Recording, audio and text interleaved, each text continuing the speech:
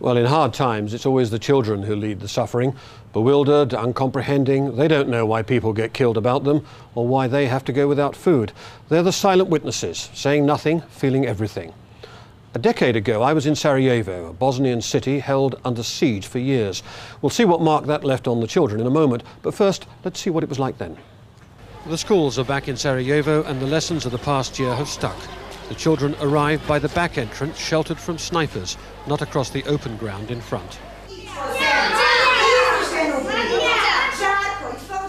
2 hours a day are spent in de-stressing exercises, trying to teach trust in a city where suspicion kept them alive.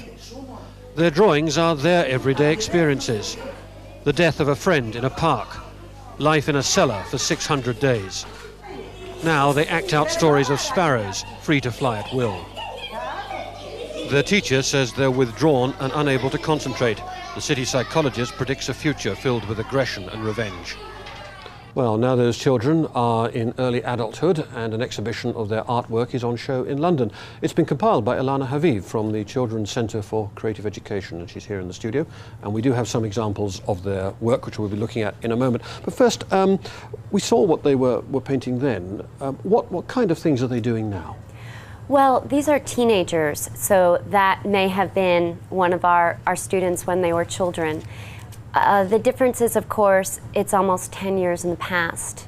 And this particular art and memoirs is a chance for them to go back into their past and express themselves, show to the world what that was like. Let's see some of what they're doing now, and tell us what you think it tells us about what's in their minds. Well, this is a very interesting piece. This was done very quickly, the first piece at the end of the summer, by a student who just sat down for 10 minutes and created a mask and wrote on top of it, "I saw everything, I couldn't say anything." And that pretty much represents all of these teenagers that we're working with. So these are memories they're pulling out?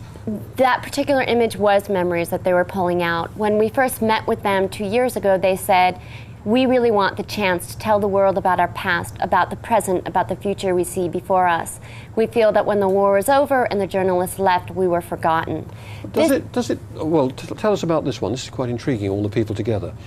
This is a really beautiful piece. It served the project in many different ways. First of all, they're life masks.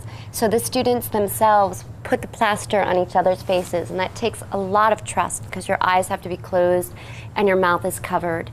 And then they chose, after much debate, to take their masks and put them all together into a cocoon. And they realized in that process that they have a lot of power when they come together and then when they work together. So that's a very beautiful piece. Does this help them? We've got another one here which struck me particularly, which is at the names of those who died, and drops of red blood, I presume, falling down onto a map of Europe. Now, is this helping them in some way to do this, or is it just simply telling you what they feel? Well, I think that this particular piece really did help this student. His name is Amir, because he wanted to really tell the world, you know, let's remember all these people that lost their lives. These 10,000 people were civilians, as he was a civilian during the war. And also on the map itself, he splattered it with red paint like blood because he wanted to say, you know, Europe, remember this, and next time take the responsibility to do something ahead of time. Who do they blame for this? So at the time they didn't have any knowledge. Now they're growing up. Do they blame their parents for being involved, Europe for sitting outside, the other side for doing it? I think it's a mix of all of the above, quite frankly.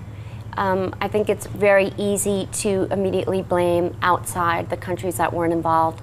But I think that now as they get older, they're taking a stronger look at their own country and the history of former Yugoslavia, for sure.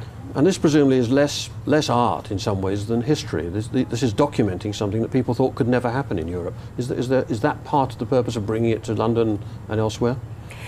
The main purpose of bringing it around the world is so that the world does remember what happened.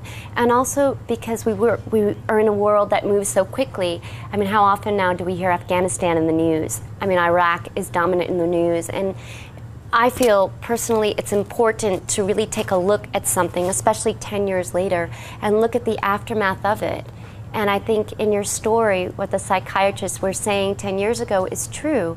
There are so many different layers of healing. And I mean, we have students only now who are talking for the first time about what they went through 15 years ago, and only now having the memories of what they went through 15 years ago. And I think that this is what makes this piece, this exhibit, so very important. Elana, Haviv, thank you very much indeed. Thank you very much. Well, that's it from the programme. We'll be back again tomorrow if you can join us again then. But until then, goodbye.